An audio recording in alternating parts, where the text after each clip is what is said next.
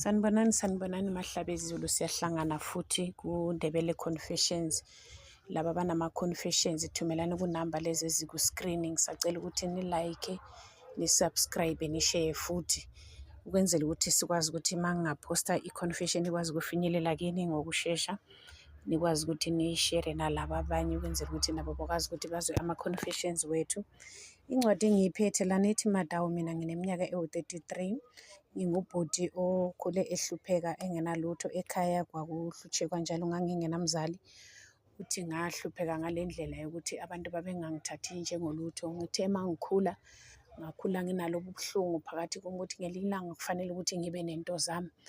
Ngase ngilayelwa ngomunye ubaba ngelinye ilanga, wathi yena uma kuwukuthi wena ufuna ukuthi uthole usizo oluphuthumayo, zama ukuthi uyovakashela omunye ubaba. Uthi ngangisendaweni yeHarare, kanjalo lo baba wathi mina mangihambe ngiye eMbari ngizohlangana nobaba othizeni. Thena ngihlangana nalo baba lona, ngamchazela udaba lwami.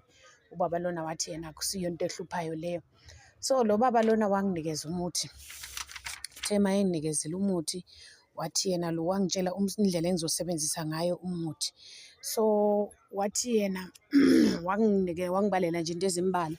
Wathi ufuna okweqhude elidobha umumbu yini, noma ufuna okwegazi straight uvele usacrifice ngomunye umuntu wasefamilini yethu. Ngezwa ngiyesaba le yegazi, ngasethi ngcono mina ngikwazi ukuthi ngisebenzise le yeqhude kuthiwa lizodobha inhlanga.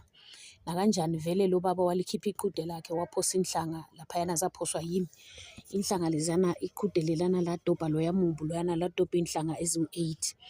Manje lo baba wasengilungisela-ke ngendlela, wathi hayi kusho ukuthi uzophila iminyaka ewu-8 usidla into oyifunayo, usiba nemali. Nakanjalo lo baba wanginikeza umuthi, ngahamba ngayogeza ngayo endlini. Ngangithi njalo nje uma ngivuka ekuseni, ngivuke ngithatha iqhaga ayenginikeze lona, uma ngingakhwehlelela phakathi kweqhaga leliyana kuvele imali. Manje imali lena yaba kanjalo nje lapha endlini, soloko ngiba nemali. Imali eyayiningi, ngathenga izindlu, ngathenga imoto, ngaphila ukuphila emnandi. Ngahamba ngaya emazweni, akunalapho engingahambanga khona uma ngingacabanga ukuthi ngiye endaweni thizeni ngiyazihambela, abafazi beziphonsa kimi lana. Kodwa manje uhlupho lwami solula, sokusele unyaka owodwa ukuthi ngiphelelwe impilo. Futhi ngonyaka ozayo 2026 impilo yami iyaphela Madawu. So angisazi ukuthi manje ngenzeni.